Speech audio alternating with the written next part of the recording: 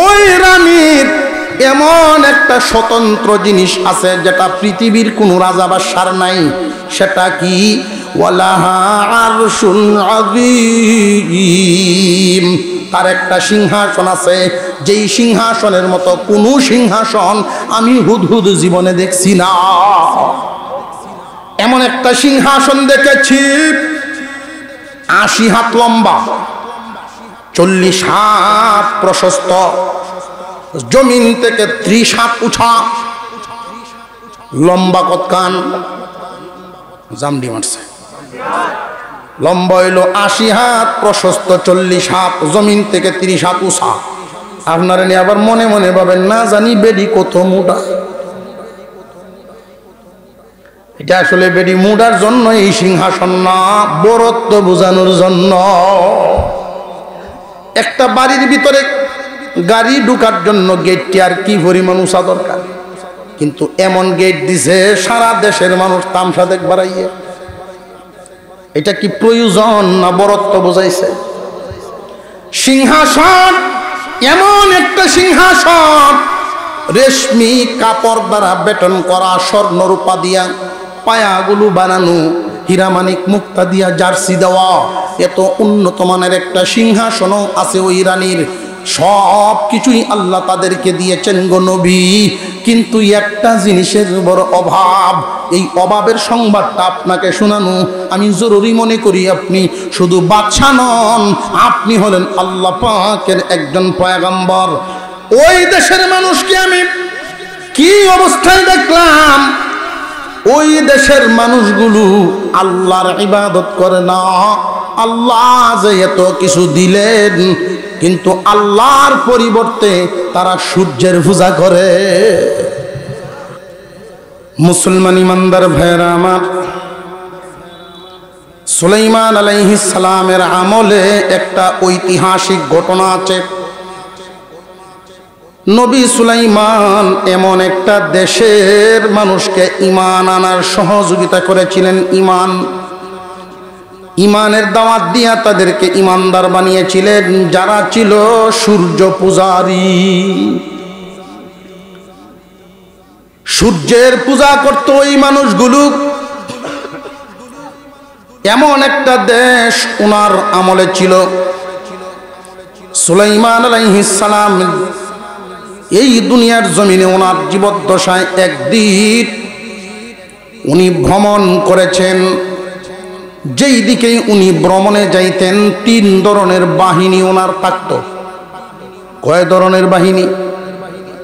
জবান খুলে কয় ধরন? ৩ ধরনের বাহিনী থাকত।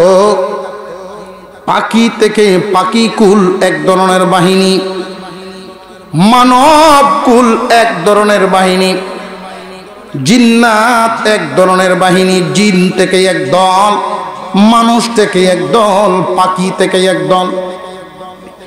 3 বাহিনী নিয়ে উনি রওনা দিতেন। যেইখানে যাকে প্রয়োজন সেখানে তাকে কাজে লাগাইতেন।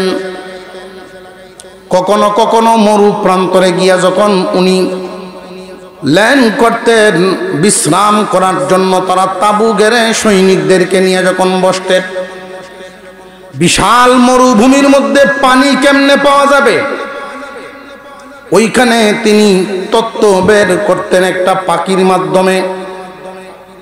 ওই পাখিটার নাম ছিল হুদহুদ পাখি। কি পাখি? হুদহুদ পাখির চোখে আল্লাহ পাক এমন ক্ষমতা, এমন পাওয়ার দান করেছিলেন। পাখিটায় উপরে একটা উড়াল দিয়া, চক্কর দিয়া পয়গম্বরের সামনে আসতো। ওগো আল্লাহর নবী, দক্ষিণ দিকে যদি আপনি খোদাই করেন তাহলে এত ফুট নিচে পানির সন্ধান আছে। যদি উত্তর দিকে যান তাহলে এত ফুট নিচে পানি পাওয়া যাবে। পূর্ব পশ্চিম এইভাবে তত্ত্ব পেশ করত। মহান আল্লাহ হুদহুদ পাখির চোখে এমন পাওয়ার দিয়েছেন, পাখিটা উপরে উড়াল দিয়া, গুড়ান দিয়া বলতে পারতো কত ফুট নিচে কোন জায়গায় পানি আছে। তার চোখের পাওয়ার কম না বেশি? তবে আফসোসের ব্যাপার, এখানে একটা শিক্ষা আছে আমাদের জন্য। কি শিক্ষা? এই হুদহুদ পাখি জমিনে আবার মাঝে মাঝে শিকারীর জালে বন্দী হয়ে যায়। শিকারীর জালে হুদহুদ পাখি, বিশাল চোখের পাওয়ার, তার চোখের পাওয়ারে তার বাঁচাইতে পারে না। শিকারীর জালে কেন বন্দী হয়? প্রশ্ন জাগেনি না জাগে না? যেই পাখিটা উপর থেকে উড়াল দেওয়ার সময় নিচে তাকাইলে পাতালপুরীর খবর বলতে পারে, ওই প্রাণী, ওই পাখিটা শিকারীর জালটা দেখে না কেন? যে জালটা না দেখার কারণ, আল্লাহ তার চোখে তখন ঝাপসা বসায়া দেন। আল্লাহ যখন কারোর পতন চান, তখন তার যোগ্যতায় তারে বাঁচাইতে পারে না। সবকিছু দেওয়ার মালিককে। আমরা এখানে যারা আছি, এই পৃথিবীর জমিনে আগমন করার সময় খালি হাতে, 2 আল 3 আল জমিনের মালিক যারা, লক্ষ লক্ষ কোটিপতি যারা আছেন, প্রত্যেকেই আমরা এখানে যারা আছি সব খালি হাতে আসছিলাম, মনে আসেনি? 5 টাকার জন্য দুলাবাইর হুইসে ঘুরতাম, এমন দিন গেছে না? আর এখন কি বাহাদুরি! কত টাকার মালিক, সব কিছু দিয়েছেন কে? এই কথাটাই যারা ক্ষমতা পায়া আল্লাহকে ভুলে যায়, জানিয়ে রাখবেন, জানিয়ে রাখবেন, এই জমিন, এই আসমান, সব কিছুর সমস্ত ক্ষমতার মালিক একমাত্র কে? যার ক্ষমতা কখনো কমে না, কমবে না, উনি একমাত্র মালিক। আল্লাহ যাকে মন চায় 5 বছরের জন্য ক্ষমতা দেন, আল্লাহর যাকে মন চান 10 বছরের জন্য দেন। অর্থাৎ যারে যেটা দেন, আল্লাহর দেওয়া ভিক্ষা। এই জমিনে কোনো মানুষকে আরো বেশি মেয়াদেরও দিয়েছেন। যত লম্বা মেয়াদেরই হোক না কেন, আল্লাহ দেন, কিন্তু আল্লাহ দয়া করে দেন পরীক্ষা করার জন্য।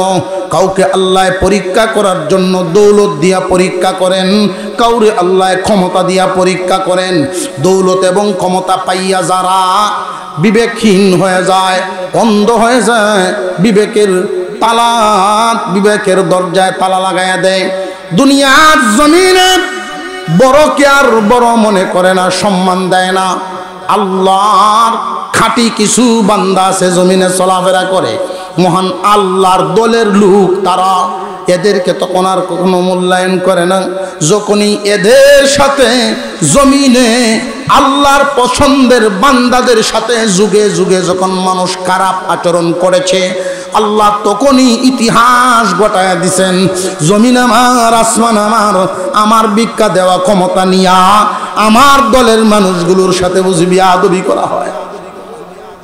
আল্লাহ পাক তখনই এমন ঘটনা ঘটায় দেন, যোগ্যতায় পতন টেকাতে পারে না, ক্ষমতায় অস্ত্র সৈনিকরা তার ক্ষমতা টেকাইতে পারে না, পতন টেকাইতে পারে না। এমন পতন ঘটান যারা জমিনে বুক ফিলায় ঘুরত, এখন তারা কোথায় জানি কে কোথায় লুকাইছে, খুঁজিয়া পাওয়া যায় না। মুসলমান ইমানদার ভাইয়েরা আমার, ভবিষ্যতের জন্য একদল মানুষ আসবে, জমিন চালাবে। এই জমিনের রাজত্ব করা তো আলেম ওলামাদের উদ্দেশ্য না, মাদ্রাসাওয়ালাদের উদ্দেশ্য না, কোরআনওয়ালাদের উদ্দেশ্য না। কুরআনুল কারীম আল্লাহর কালাম, এই কালামের জিম্মাদারি যারা গ্রহণ করে তারা আল্লাহর দলের লোক হয়ে যায়। এই মানুষগুলোরে দেখা যায় সাধারণ কম দামা কাপড় পিন্দে, কাপড় পরে জমিনের উপরে ঘুরে, কিন্তু জেনে রাখবেন এই মানুষগুলোর দাম আপনার আমার পয়গম্বর বর্ণনা করেছেন। রে আমার মায়ার উম্মত, তালেবে ইলম যখন রাস্তা দিয়ে হাঁটে, আল্লাহর ফেরেশতারা তার পায়ের তলে, পায়ের নিচে পাকা বিছায়া দেয়। ফেরেশতারা তো তার মাথার উপরেও পাকা দিয়ে ছায়া দিতে পারত। আল্লাহর নবী বলেন তালেবে ইলমের পায়ের নিচে পাকা বিছায়া দেয়ার মানে কি? মানেটা খুব ভালো করে বুঝবেন। এর মানে হলো ফেরেশতাদের দানাগুলো আমার কোরআন পড়নেওয়ালা আল্লাহর দলের লোক যারা হয়ে যায় ওদের পায়ের ধুলার সমান। মর্যাদারা বুঝাইছেন? হক্কানি একজন আলেম যদি কোনো গ্রামে কোনো জনপদে ঢুকে, এই এলাকার সমস্ত মুর্দেগান যার যার কবরে শুয়ে আছে, যদি কোনো আযাব হয় আল্লাহ ঘোষণা দেন, ফেরেশতারা রে এই জনপদে জমিনের উপরে দামি একজন মানুষ ঢুকছে যে নাকি আমার দলের লোক। যার যার দলের লোকের এক মায়া মহব্বত আছে না নাই? এমন লোকেদের সাথেই মহব্বত লাগাইবেন যাদের ক্ষমতা কখনো কমে না, ওই দলের সাথেই মহব্বত লাগাইবেন জীবনে কোনো দিন যাদের ক্ষমতা কমে না। সুলাইমান আলাইহিস সালাম 3 বাহিনী নিয়ে গেলেন এক এলাকায় সফর করতে। 3 বাহিনী যার যার পজিশন নিয়ে বসা আছেন। ওই দিনের কাহিনী, ওই দিনের ঘটনাটা, এবং একটা দেশকে যে উনি ইমানদার বানিয়েছিলেন, একটা দেশের পুরা দেশবাসীকে, একটা রাজ্যের মানুষকে উনি ইমানদার বানিয়েছিলেন, সূর্য পূজার থেকে আল্লাহর গোলামিতে লাগাইছিলেন, সেই ইতিহাস।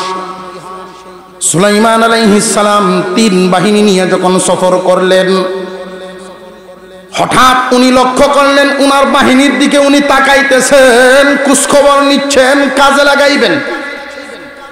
প্রথমেই তিনি তাকাইলেন পাখি দলের দিকে, পাখিদের দিকে তাকাইলেন, কারণ উনি পাখি দিয়া প্রথম কাজটা করাইবেন। পাখির নাম জোরে কোন? وتفقد الطير فقال ما لي لا أرى الهدهد। আমি আমার হুদহুদকে কেন দেখছি না? হুদহুদকে কেন দেখছি না? আমার কি হইল? ছাত্র যদি স্কুলে না আসে বা এলাকার সালিশ বৈঠকে যদি অমুক ফারার অমুক নাই, অনুপস্থিত ব্যক্তির ব্যাপারে যদি তালাশ করা হয়, কথাটা তো বলা হয় যে অমুক কেন নাই, তার কি হইল? ঠিক না বেঠিক? কিন্তু নবী সুলাইমান কিন্তু এই কথা বলেন নাই, এইভাবে কথাটা আসে নাই আল্লাহর কোরআনে। হুদহুদের কি হইল এইটা কিন্তু বলেন নাই। তিনি কিভাবে বলছেন খেয়াল করেন, এখান থেকে একটা শিক্ষা আছে, সবক আছে। হুদহুদ পাখির থেকে একটা সবক দিলাম, আল্লাহ যদি কারোর পতন ঘটান, ক্ষমতা যোগ্যতায় তারে বাঁচাইতে পারে। এজন্য হামেশাই আল্লাহর প্রতি রুজু তাকা, আল্লাহর প্রতি নত তাকা। প্রভু গো, যা দিছ তোমার দেওয়া ভিক্ষা, এটা মনে রাখা। হুদহুদ পাখিটা অনুপস্থিত। সুলাইমান আলাইহিস সালাম বলতে পারতেন হুদহুদের কি হলো, উপস্থিত নাই কেন, তাকে কেন দেখছি না, কেন আসলো না? নবী বলেন আমার কি হয়ে গেল? মালিয়া লা আরাল হুদহুদ, আমার কি হইল? আমি হুদহুদকে কেন দেখছি না? আমরা প্রত্যেকে এখানে কোনো না কোনো পরিবার নিয়ে থাকি। পরিবারের মধ্যে, সমাজের মধ্যে, দুনিয়ার যেই বাজার চলে বর্তমান সময়ে লক্ষ্য করে দেখবেন, একটা অফিসেই ধরেন, অফিসের মধ্যে সবার মর্যাদা কি সমান না বেশ কম আছে? বেশ কম আছে। একটা পরিবারের মধ্যে সবার মর্যাদা কি সমান না বেশ কম আছে? পরিবারের কর্তা হলেন একজন, বাকি সব উনার অধীনস্থ। বিবি স্বামীর হুকুম মানবে, স্বামী বিবির হক আদায় করবে। মা বাবা সন্তানের হক আদায় করবে, সন্তান মা বাবার হক আদায় করবে,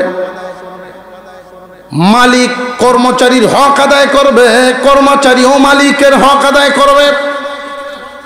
জমিনের মধ্যে একজন যদি আরেকজনের হক আদায় করে তাহলে দুনিয়ার জমিনে গন্ডগোল থাকার কথা না। মুসলমান ইমানদার ভাইরা আমার, আমরাও অনেক সময় পরিবারের মধ্যে বড় আফসোসের মধ্যে অনেককে দেখতে পাই, বিবির কাছ থেকে যেই ব্যবহার আশা করেছেন সেই ব্যবহার উনি পান না, সন্তানের কাছ থেকে যেই ব্যবহার আশা করেছেন সেটা উনি পান না। ওই কারণে তিনি আফসোস করেন, হাইরে কি করলাম, জিন্দিগি কই কাটাইলাম, মনের মতো হইলাম না। ওইখানে আপনি আফসোস করার আগে ভাবতে হবে ওরা আপনার সাথে বেয়াদবি কেন করে, ছোট ভাই বড় ভাইয়ের সাথে বেয়াদবি কেন করে, বিবি স্বামীর সাথে বেয়াদবি কেন করে, কর্মচারী মালিকের কথা কেন শুনবে না, অধীনস্থরা তার উপরস্থদেরকে কেন মানবে না। এখানে একটা কারণ দাঁড়ায়, বড়দেরও ছোটদের প্রতি একটা হক অধিকার আদায়ের বিষয় আছে না নাই?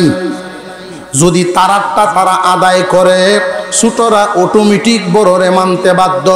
এই জন্য সুলাইমান আলাইহিস সালাম প্রথমেই তিনি নিজের দোষটা তালাশ করা শুরু করে দিলেন।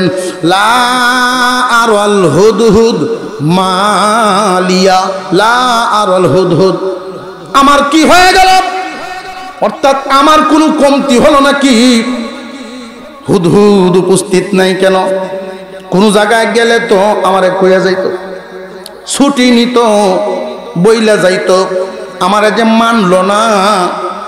একটা পাখি একটা মানুষের হুকুম মানা এটা কি নিজের ক্ষমতায় না আল্লাহর দয়ায়? আমার কি কোনো কমতি হইল নাকি? আমার অনুসরণ যে করছে না। সুলাইমান আলাইহিস সালাম এখানে একটা শিক্ষা দিলেন, সবক দিলেন, খুব ভালো করে জেনে রাখবেন। পরের দোষটা তালাশ করবার আগে নিজের দিকে খেয়াল করা। সন্তান যদি মন মতো না হয়, বাবা যেন নিজের দিকে একটু খেয়াল করেন, আমার কি কোনো দায়িত্ব পালনের ত্রুটি হইল কিনা। স্বামী স্ত্রীকে দোষী করার আগে নিজেও যেন তার দিকে একটু নজর করে, আমার কি কোনো হক আদায়ের ত্রুটি হইল কিনা। এই বিষয়গুলো এখানে একটা শিক্ষা। পরের দোষ তালাশ করবার আগে নিজের দোষ তালাশ করো।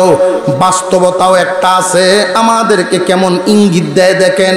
কারোর দিকে যদি একটা আঙুল উঠাই, বাকি আঙুলগুলো কিন্তু আপনার দিকে তিনটে ফিরে রয়েছে।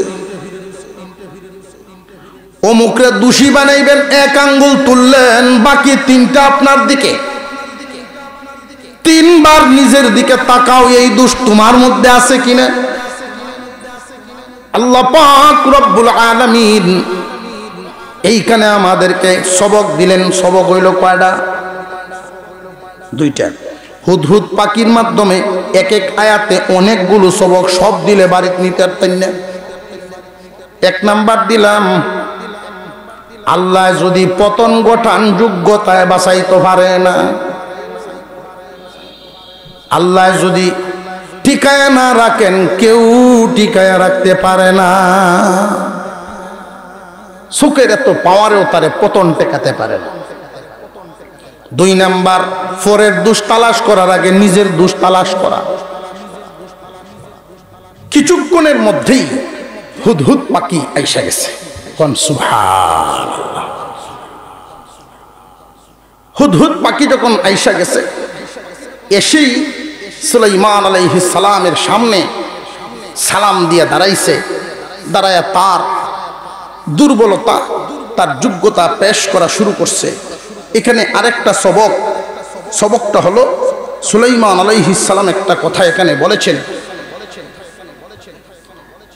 فقال ما لي لا أرى الهدهد أم كان من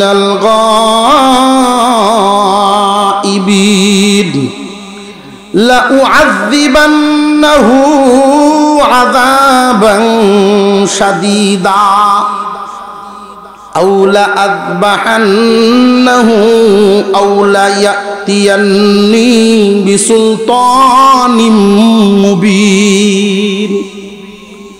তারে কঠিন শাস্তি দিব।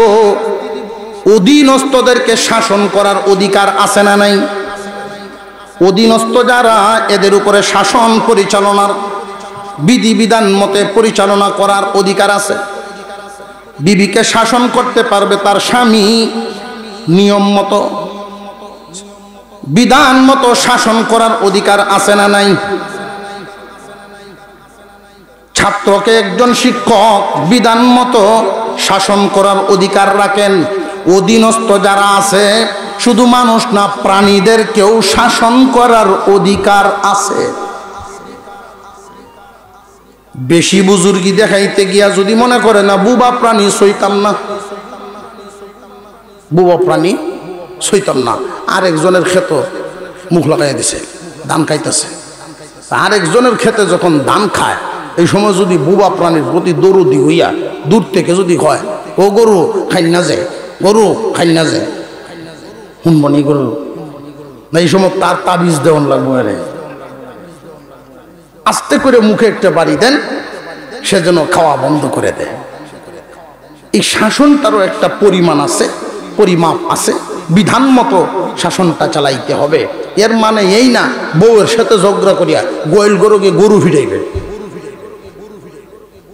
ওইটা আবার জুলুম, বুবা প্রাণীর উপরে জুলুম। অনেক ফরহেজগার এরকম আছে। একজনের জিজ্ঞাসা, ভাই নামাজ পড়েন? কয় না, ফাঁক রাখতাম পারি না শরীর। শরীর ফাঁক রাখবেন আজকাল, এটা কোনো বিষয় হইল? হাওড়ে বন্দরে কাজ কাম করি, কেমনে রাখতাম? হাওড়ে বন্দরে কাজ কাম করেন, পেশাব করেন, মাটি নাই হাওড়া, কার ক্ষেতের মাটি দেখে কুলুর লইতাম। কিরম ফরহেজগারের লাভ আছে? এক জমিন থেকে যদি একটা মাটির চাক্কা লই, পেশাব করে তো কুলুর লই হাঁটতে থাকবো, হাইটে হাইটে আরেকজনের ক্ষেতনে ফেলাই দিব, আল্লাহর কাছে কি জবাব দিত? কেমন করে আজগারের লাভ বুঝবে? এর লেগে না মুক্তি আমার নিল না।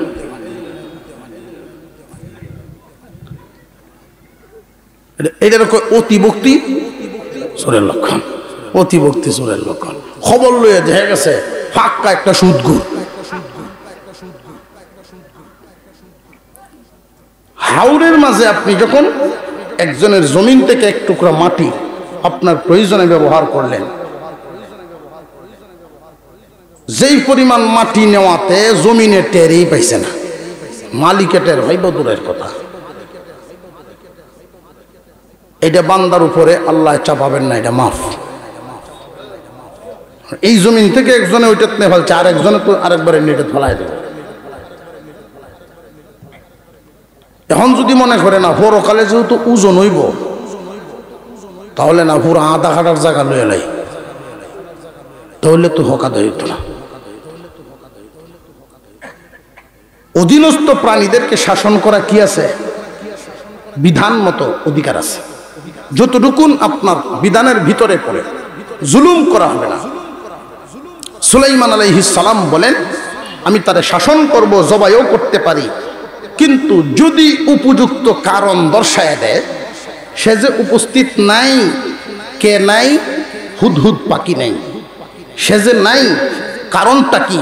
উপযুক্ত কারণ যদি সে পেশ করতে পারে, তাহলে শাসন করা যাবে না। এজন্য ছেলে আপনার কথা শুনছে না, বিবি আপনার কথা শুনছে না, হাওড় থেকে আসছেন ফেরো খিদা, আয়া দেখছেন বাত হইছে না, তো কোন বাপের বাড়ি গেছলে? তো কই যদি হাতের ফলা লইয়া ধুম বাড়ি শুরু হল। আল্লাহ পাক ওই শিক্ষাটা এখানে দিচ্ছেন সুলাইমান নবীর কথার মাধ্যমে। আগে কারণ শুনো। এমনও তো হতে পারে তুমি হাওড়ে যাওয়ার পর তোমার বিবি হঠাৎ পেটে ব্যথায় আক্রান্ত হয়েছেন, পড়ে গেছে, পেট ব্যথায় পড়ে রয়েছেন,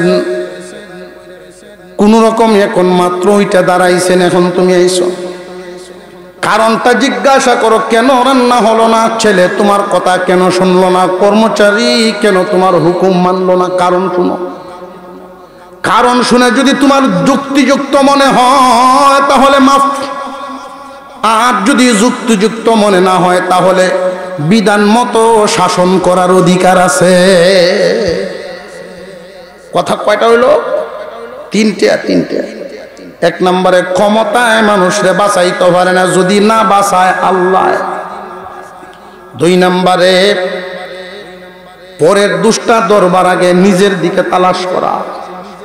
তিন নাম্বার কারোর উপরে শাসন চালানোর আগে দুষ্টা কেন করলো কেন না আগে জানা, কারণ যদি হওয়া যায় শাসন করণ যাইত।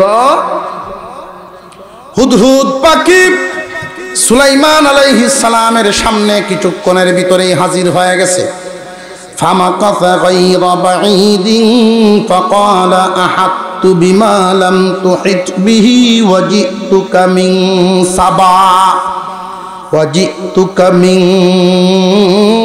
সাবাইন বিনাবাইন ইয়াকিন ইন্নী ওয়াজাদতু ইমরাআতান তামলিকুহুম ওয়া উতিয়াত মিন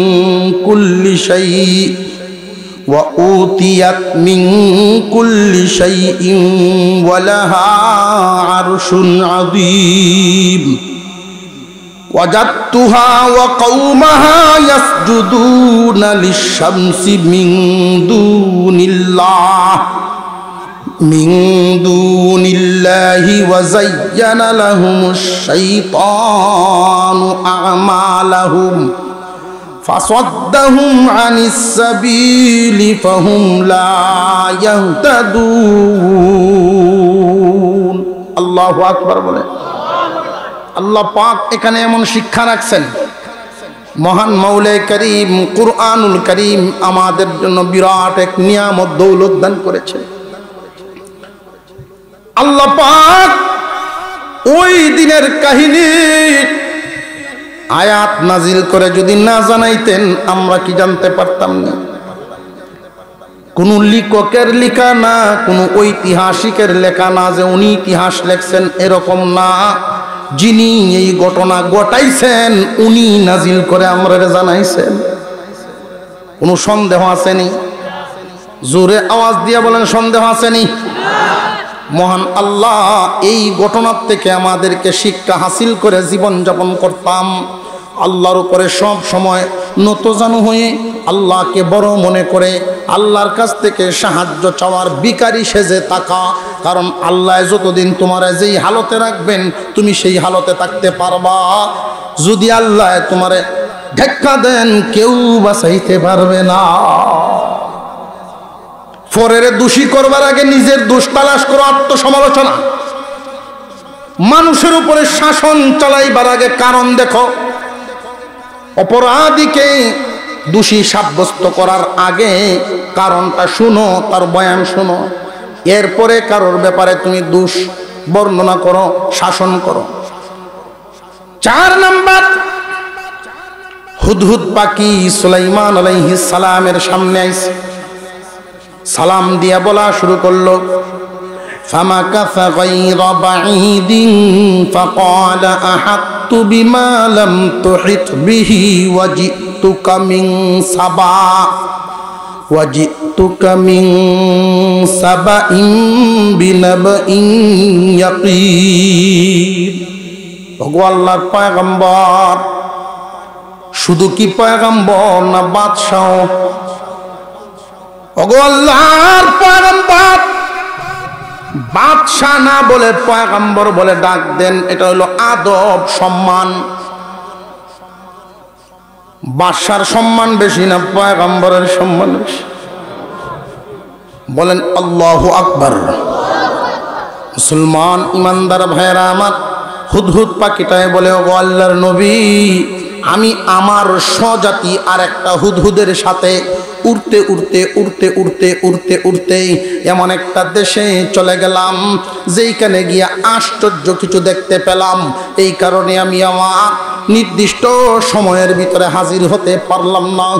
ওগো আল্লাহর নবী, এমন একটা দেশের সংবাদ আনলাম যেই দেশের খবর আপনি জানেন না গো নবী। এইখানে একটা কথা, এই জমিনে অনেক মানুষ আছে নবীগণকে নবীকে আলেমুল গায়ব মনে করে, এমন কি পীরের ভক্ত, অন্ধ ভক্ত এমন কিছু আছে যে আমি বাড়িতে আছি, দোকানও আছি, আমার পীর বাবা ওইখান থেকেই বলতে পারে আমি কোন জায়গা কি করি না করি। মনে মনে আলিমুল গায়ব ধারণা করে অনেককে। খুব সাবধান।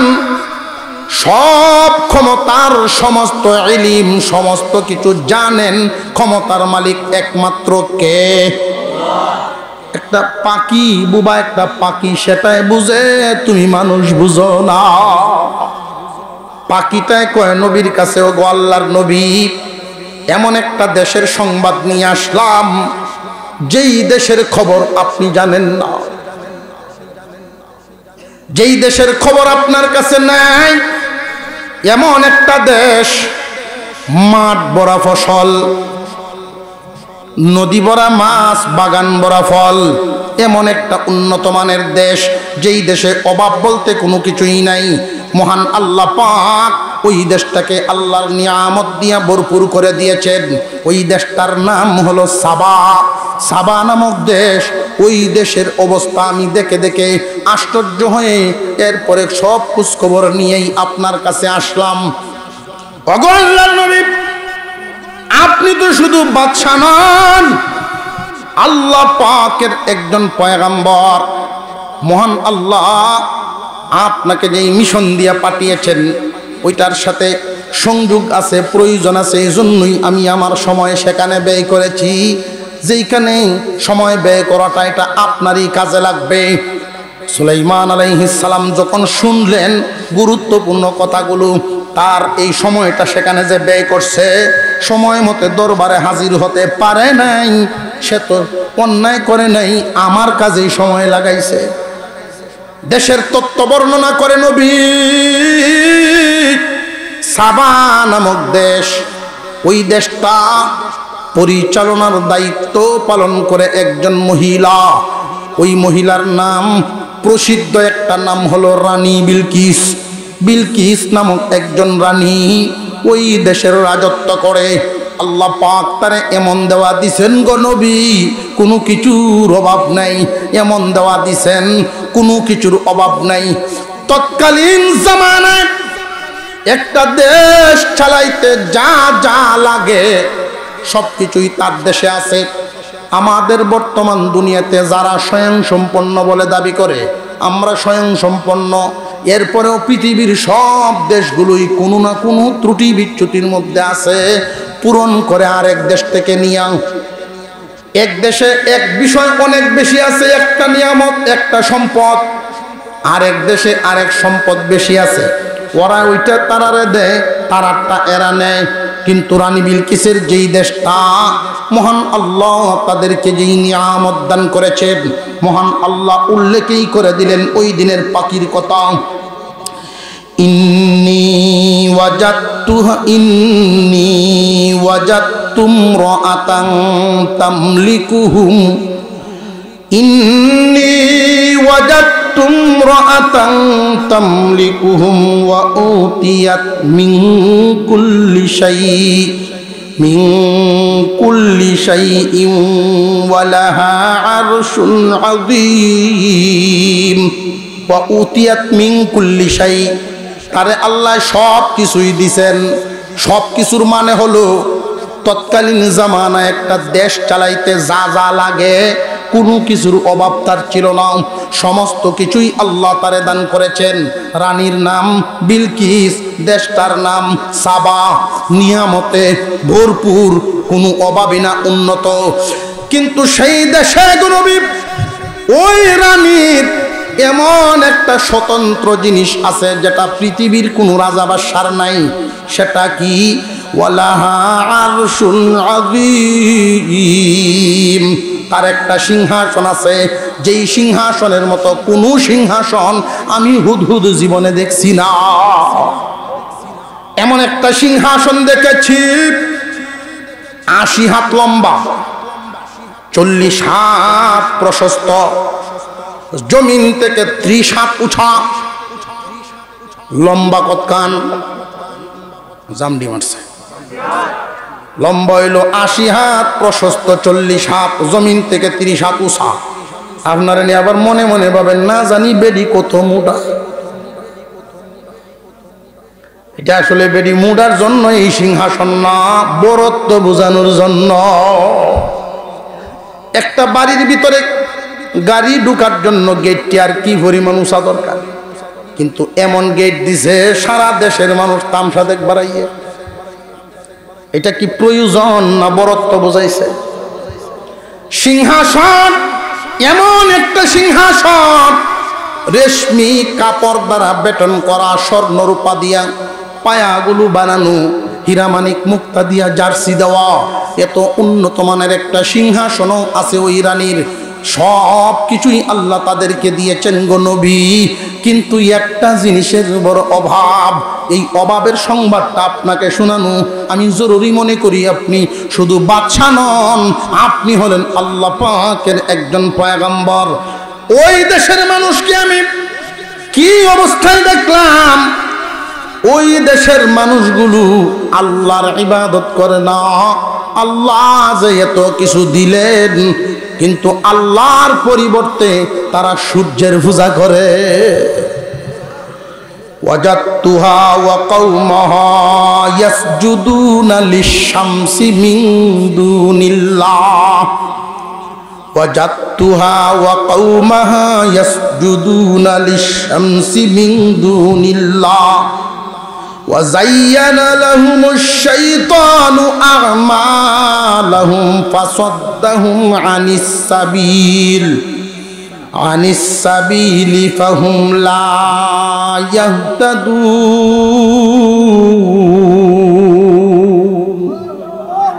শয়তানে এমন ভাবে এদের মাথা মগজ খাইছে গো নবী। এই জমিনের মধ্যে যারা বেদাত করে, এই বেদাতকে কিন্তু তারা ভালো মনে করিয়াই করে, সওয়াবের নিয়তেই করে, কিন্তু বেদাত হওয়ার কারণে আল্লাহর কাছে কবুল না। হারাম করে যারা, এদের চাইতেও বেদাতিরা নিকৃষ্ট। কেন জানেননি? হারাম যখন মানুষে বুঝবো না হারাম কাজ আর করা যাবে না, হারাম কাজ গুনাহ, তৌবা করে ফিরে আইব, কিন্তু বেদাত থেকে কখনো তৌবা করে ফিরে আসে না, কারণ বেদাতরে সে গুনাহ মনে করে না। সূর্যের পূজা কি নেকি না গুনাহ? জবান খুলে কোন নেকি না গুনাহ? কিন্তু শয়তানে তাদের অন্তর, তাদের কলবরে এমন ভাবে রঙাইছে, এমন ভাবে বুঝাইছে, সূর্যের পূজাই সঠিক পূজা বুঝাইছে। সূর্যের পূজার থেকে ওরা কখনো ফিরবে না, তাদের অন্তরকে সুশোভিত করে দিয়েছে। সূর্যের পূজা করলে মনে তারা শান্তি পায়, সূর্যের পূজা করলে মনে আনন্দ পায়। তারা মনে করে পৃথিবীর জমিনে জন্মের পরে যা দেখলাম, সূর্য হইল সবচেয়ে শক্তিশালী, সুতরাং সূর্যই আমাদের পালনেওয়ালা। এটা মনে করে তারা যে সময় সূর্য উদয় হয় তখন একবার সেজদা দেয়, সূর্য যখন মাথার উপর বরাবর চলে আসে আবার একবার সেজদা দেয়, সূর্য যখন ডুবে যাবে বিদায় জানানোর জন্য আবার একবার সেজদা দেয়। দৈনিক 3 বার সূর্যের পূজা করে। সুলাইমান আলাইহিস সালাম হুদহুদ পাখির এই কথাগুলো শুনলেন। দেশটার নাম সাবা, রানীর নাম বিলকিস। দেশটা কি অভাবী না উন্নত? এই দেশে কোনো কিছুর অভাব নাই। তৎকালীন জমানায় দেশ চালাইতে যা লাগে ওয়া উতিয়াত মিন কুল্লি শাই, সব কিছুই আল্লাহ তারে দান করেছিলেন। শুধু তা না, ওয়ালাহা আরশুন আযীম, বিশাল এক সম্মানী মর্যাদার এক বিরাট বড় চেয়ারও আছে, সিংহাসন। এই দেশের মানুষ আল্লাহর পরিবর্তে সূর্যের পূজা করে। ওরা জানে না, বুঝে না। শয়তান এই সূর্য পূজার এই আসল বুঝাইয়া ওরা এইখানেই রাখছে। ওগো আল্লাহর নবী, আপনি পয়গম্বরের দায়িত্ব পালন করেন, আপনি পয়গম্বরী দায়িত্ব পালন করে ওদেরকে চিনায় দেন যে না রে, সূর্য আসল না, সূর্যরে যিনি বানাইছেন উনি হইলেন আসল। মুসলমান ইমানদার ভাইয়েরা আমার, সুলাইমান আলাইহিস সালাম শুধু হুদহুদ পাখির কথাগুলো শুনলেন। শুই নাই তিনি একটা উত্তর দিলেন, ক্বালা সানানজুরু আসাদাকতা আম কুনতা মিনাল কাযিবিন। তুমি যে অনুপস্থিত ছিলা, নিজের গা বাঁচানোর জন্য ঘটনা কি সাজায়া বলছো নাকি ঘটনা সত্য, আমি এখনই পরীক্ষা করে ফেলব। আমি এখনই পরীক্ষা করব নিজে বাঁচার জন্য বলছো নাকি ঘটনা সত্য। চিঠি একটা লিখলেন, দাওয়াতনামা। আল্লাহর পয়গম্বর সুলাইমান আলাইহিস সালাম ঈমানের দাওয়াত দিলেন, দাওয়াতনামায় চিঠি লিখলেন, এই বাদশাহীর কোনো দাম নাই গোরানি, এই রাজা বাদশার কোনো দাম নাই, দুনিয়াদারির কোনো দাম নাই। ঈমান আনো, সূর্য বানাইছেন যিনি, তোমার আমার রব হলেন তিনি। আমি আল্লাহর নবী সুলাইমান দাওয়াত দিলাম, রহমানুর রহিম আল্লাহর নামে চিঠি পাঠাইলাম। আমি সুলাইমানের পক্ষ থেকে, ইন্নাহু মিন সুলাইমানা, ইন্নাহু মিন সুলাইমানা ওয়া ইন্নাহু বিসমিল্লাহির রহমানির রহিম। নিশ্চয়ই এই চিঠি সুলাইমানের পক্ষ থেকে, মিন সুলাইমানা সুলাইমানের পক্ষ থেকে, ওয়া ইন্নাহু বিসমিল্লাহির রহমানির রহিম। আল্লাহ পাকের তিনটা নাম এখানে উল্লেখ করা হয়েছে। এর মধ্যে একটা হইল আসল নাম, দুইটা হইল গুণ। একটা হইল নাম, দুইটা হইল গুণ। নাম হইল আল্লাহ, গুণ দুইটা রহমান এবং রহিম।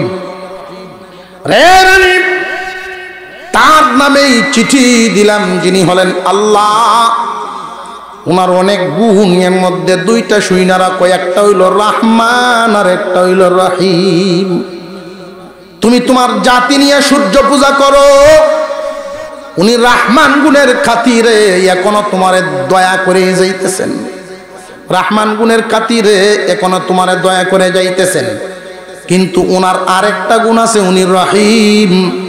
যদি উনারে খুশি করিয়া দুনিয়া ছাড়ো, উনারে মাইনা দুনিয়া ছাড়ো, তাহলে আল্লাহ শুধু দুনিয়ায় যে দিয়া গেছেন তা না, ওইখানে যে তোমার আমার জন্য রাখছেন দুনিয়ার গুলো স্যাম্পল, ওইখানের গুলো গুডাও। দুনিয়াদারির চাইতে অনেক গুণ বেশি, 10 দুনিয়ার সমান জান্নাত দিবেন। আর হুজুরে কোন সুবহানাল্লাহ। কিন্তু ওই যে 10 দুনিয়ার সমান জান্নাত দান করবেন, ওই জান্নাত কেমন কেমন? আমাকে প্রশ্ন করা হয়েছিল, হুজুর জান্নাত কেমন? এক কথায় উত্তর, মনের মতন। জান্নাত কেমন? মনের মতন। দুনিয়ার জমিনে পরিপূর্ণ সুখ পাওয়া যায়, মনের মতো কিছুই পাবেন না। মনরে পরিপূর্ণ সুখ শান্তি দেওয়ার জন্য জায়গায় একমাত্র জান্নাত। দুনিয়ার জমিনে দিছেন আল্লাহ রহমান নামের খাতিরে, কিন্তু আখিরাতে যে দিবেন উনি রহিম হবেন। ওইখানেই রহিমাল আখিরালিল মুমিনিন, ইমানদার ছাড়া কাউকেই দিবেন না। যদি ওইখানেও চাও ইমান আনো, আমি নবীর কথা শোনো। দাওয়াত দেওয়ার পরে এই চিঠির শেষাংশে তিনি লেখছেন, আল্লাহ তাআলু আলাইয়া ওয়াতুনি মুসলিমিন। সাবধান, আমার বিরুদ্ধে অবস্থান নেওয়ার চেষ্টা করবা না, চিন্তাও করবা না, আমার বিরুদ্ধাচরণ করার চিন্তা ভাবনাও করবা না, বরং আত্মসমর্পণ করো। এই আসমান জমিনের মালিককে,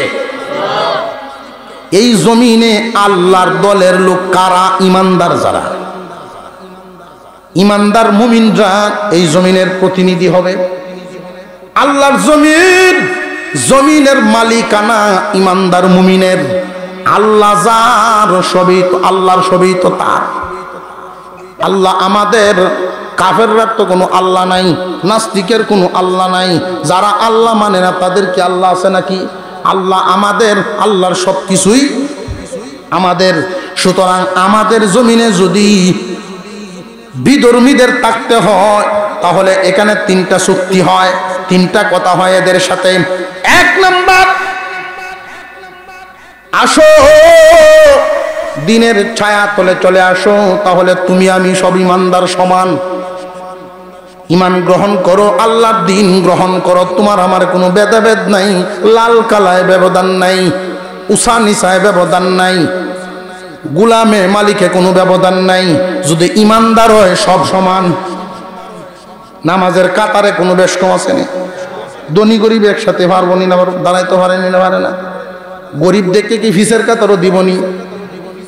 সব জমিনে বসবাস করবে, আইন কানুন নিয়ম নীতি সব সবার জন্য সমান।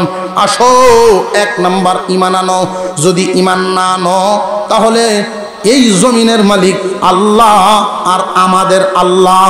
যেহেতু আমাদের আল্লাহ, আমরা এই জমিনের মালিকানা করব, রাজত্ব করব জমিনে।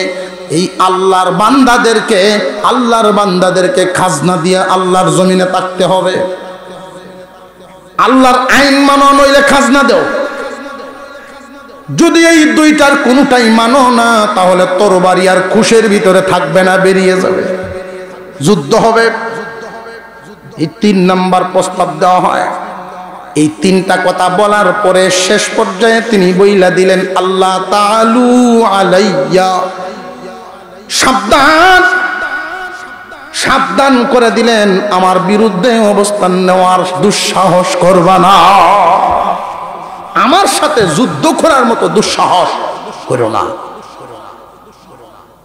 কারণ আমার পক্ষ থেকে শুধু দাওয়াতটা দেই নাই, সাথে নাম আছে কার?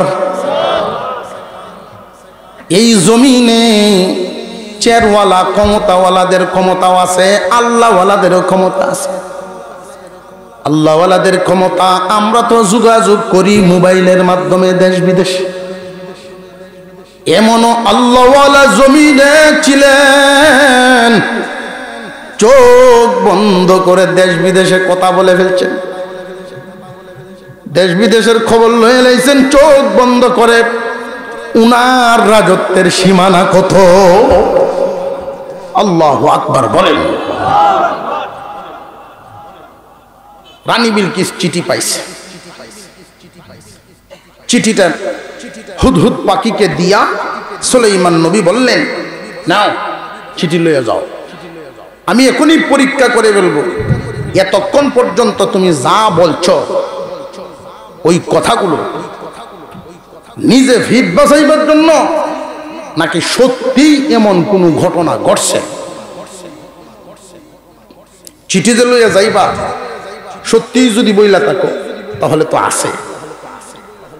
রানী যদিও সূর্য পূজারী, একটা দেশের তো প্রধান, তার সম্মান রক্ষা করে এই চিঠি দিবা। এই চিঠি দিয়া তার সামনে এমন কোনো ভাব দেখায়ও না, চিঠিটা দিয়া দূরে গিয়া দাঁড়ায়া অবস্থান নিয়ে দেখবা এই চিঠির প্রভাব তাদের মধ্যে কি পড়ে, তাদের আলাপাচুল আলোচনা সিদ্ধান্ত কি হয়। চিঠি দিয়া এমন ভাব দেখায়ও না যে তুমি নবী সুলাইমানের দরবার থেকে গেছো। একটা বাপ আছে বড়োর সাথে, দেখবেন চেয়ারম্যানের সাথে যে চলে 3 চেয়ারম্যানের শক্তি হে শৈল আছে না, এমন এমপির সাথে যে চলে, এমপি টাইনে মানে যারা তাহে সাথী ধরে রাহে ডে করে, হেরা শৈল মন্ত্রীর হওয়া।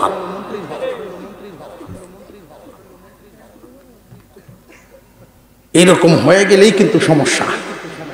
ওই যে আগে বললাম, যোগ্যতায় পতন টেকাতে পারে না। হুদহুদ পাখি সুলাইমান আলাইহিস সালামের পক্ষ থেকে চিঠি নিয়া রানী বিলকিস পর্যন্ত গেল। এরপরে চিঠির কাহিনী কি হইল, কি সিদ্ধান্ত হলো, এটা তো একটা লম্বা ঘটনা, লম্বা ইতিহাস। তো আমরা আজকের আলোচনা থেকে যেটা শিখলাম, যেটা জানলাম, অন্তত একটা হলো, 1 নাম্বার, সবকিছু দেওয়ার মালিক নেওয়ার মালিক জবান খুলে কে? আল্লাহ যদি প্রথম দেন আকলে টেকাইতে পারবে না। 2 নাম্বার, কাউকে দোষী করার আগে নিজের মধ্যে এই দোষ আছে কিনা আগে দেখেন। ফোরের দুসলে দৌড়েন, আমরার মধ্যে এটা খুব বেশি হন। বর্তমানে এটা খুব বেশি চলছে, পরের সমালোচনা করা, নিজের দিকে খেয়াল নাই, আত্মসমালোচনা নাই। আমার যে কত হান্দে বেড়া বাঙ্গা খবর নাই, আরেক বেড়ার যে সালুনের ছিদ্র বা সুইয়ের ছিদ্র, এই সালুন আর সুইয়ের মতো ভাব। দেখ তোমার বডিটা পুরাটাই সুন্দর আছে, কি স্টেট সোজা, ভীষণ এই ছিদ্রটা না থাকলে ভালো আছে। সালুনে যদি সুইয়ের এই এক ছিদ্রির গপ নাই, কি ভয়। তুমি কাউকে দোষী করার আগে তোমার দিকে তাকাও, নিজের সংশোধন করো, আত্মসমালোচনা। 3 নাম্বার, কাউকে অপরাধী ঘোষণা, অপরাধী সাব্যস্ত করার আগে বিষয়টা বুঝো, বিষয়টা আগে বুঝো, এরপরে তার উপরে শাসন করো আর মাফ করো যা করবা। আগে বিষয়টা বুঝবা ধৈর্যের সাথে। আল্লাহ পাক আমাদেরকে এই সবকগুলো মেনে চলার তৌফিক দেন। সর্বোপরি সর্বশেষ যে কথা, দুনিয়ার রাজত্বের চাইতে, দুনিয়ার ক্ষমতার চাইতে আখিরাতের স্থায়ী ক্ষমতা যদি পেয়ে যাই, মহান মৌলাই করিমের উপরে পরিপূর্ণ ঈমান, এই ঈমান যেন আমাদের হেফাজত হয়। আর ভবিষ্যতে যদি কখনো দেখা হয় তো এই চিঠির থেকে ইনশাআল্লাহ আলোচনা সামনের দিকে যাবে। আল্লাহ আমাদেরকে আমলের তৌফিক দেন, বলুন আমিন। ওয়া আখিরু দাওয়ানা আনিল হামদুলিল্লাহি রাব্বিল আলামিন।